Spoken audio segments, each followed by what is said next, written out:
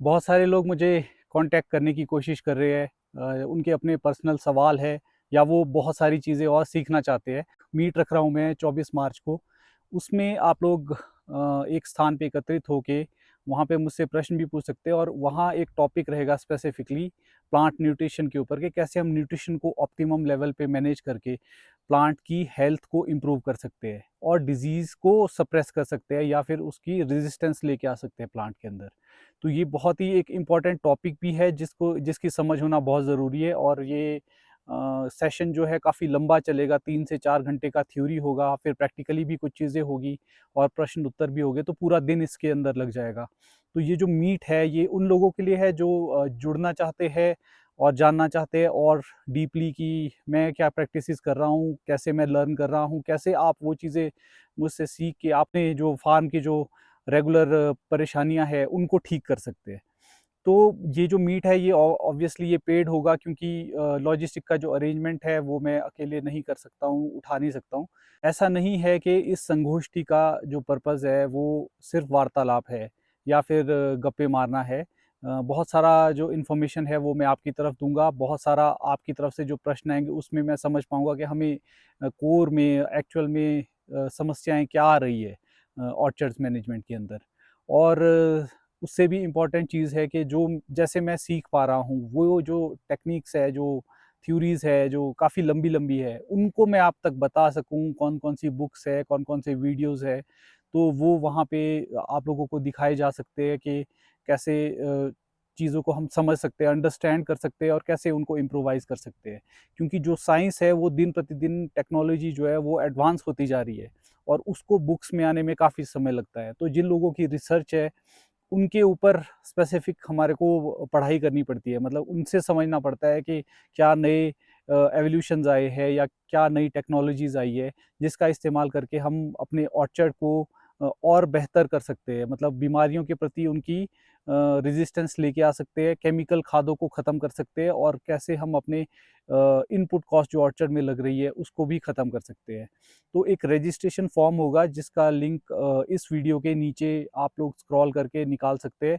वहाँ पे आपको गूगल फॉर्म के ऊपर रजिस्ट्रेशन करना है और रजिस्ट्रेशन करने के बाद आपको एक पेमेंट लिंक जनरेट होगा। आपको वो पेमेंट करने के बाद कंफर्मेशन आ जाएगी कि आपका रजिस्ट्रेशन सक्सेसफुल हो गया है। तो जो फर्स्ट 50 फार्मर्स होंगे, उतने ही अकोमोडेट हो पाएँगे और अगर उससे कम रहते हैं तो मेरे लिए ज़्यादा अच्छा है ताकि हम लोग और अच्छे से वार्तालाप कर सकें। लेकिन उससे ज़्यादा हम अकोमोडेट इस बार में नहीं कर पाएँगे। तो 24 मार्च को ये एक दिन रखा है मैंने जिस दिन मैं थोड़ा-सा अपने को फ्री समझता हूँ कि मेरे पास भी ऑर्चर्ड में इतना ज़्यादा उस दिन काम। तो जो लोग भी जुड़ना चाहते हैं वो अपना दिन सिक्योर कर लें और इस रजिस्ट्रेशन फॉर्म को भर लें। और दूसरा एक जो इन्फॉर्मेशन मैं अभी देना चाहता हूँ कि हम लोग क्रूशियल टाइम पे जैसे फ्लावरिंग के टाइम पे एनपीके खादों का फॉलियर एप्लीकेशन करते हैं। तो उसमें पोटैश का जो मेजर रोल है, वो थोड़ा-सा डाइसी है क्योंकि अगर पोटैश का जो न्यूट्रिशन आप मैनेज कर रहे हो, वो अगर एक्सेस हो जाए तो वहाँ पे कैल्शियम और मैग्नीशियम की कमी हो जाती है।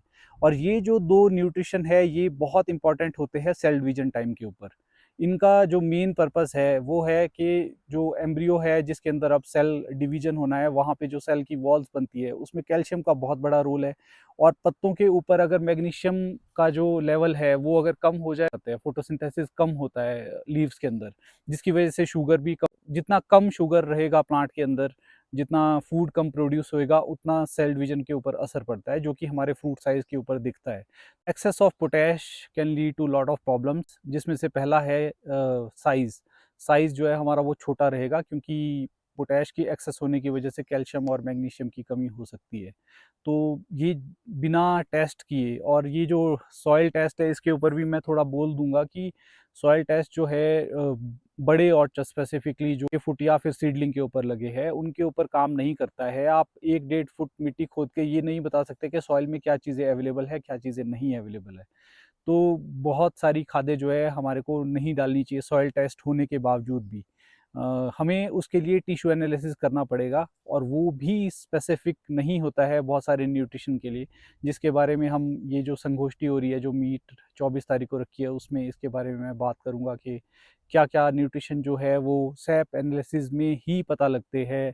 जो हमारा टिश्यू एनालिसिस है या लीफ के जो टिश्यूज़ है उससे हम एनालाइज करते हैं कि क्या क्या न्यूट्रिशन अवेलेबल है, वो भी ट्रू नहीं निकलते हैं उन स्पेसिफिक न्यूट्रिशन के लिए।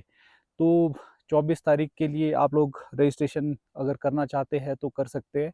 और ऐसा नहीं है कि अगर 5 लोग आएंगे तो मीट नहीं होगा, 3 लोग आएंगे तब भी ये मीट होगा, और 5 लोग आएंगे तब भी मीट होगा।